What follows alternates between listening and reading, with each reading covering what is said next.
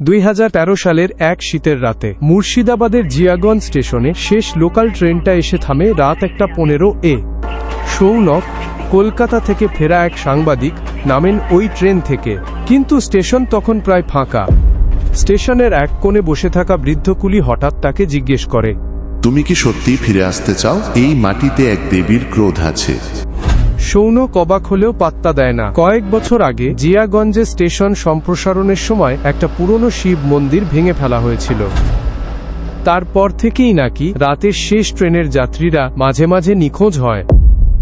কেসগুলো রেকর্ডে নেই, কারণ লোকগুলো কখনো ট্রেনেই উঠেনি।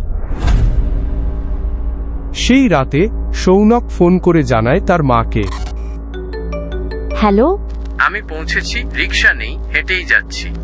তারপর থেকে আর কোনো খোঁজ মেলে না। সিসিটিভি ফুটেজে দেখা যায় সে স্টেশন থেকে বেরোয়নি, শুধু একটা কুয়াশা দেখা যায় ধীরে ধীরে পুরো ক্যামেরা ঢেকে ফেলছে।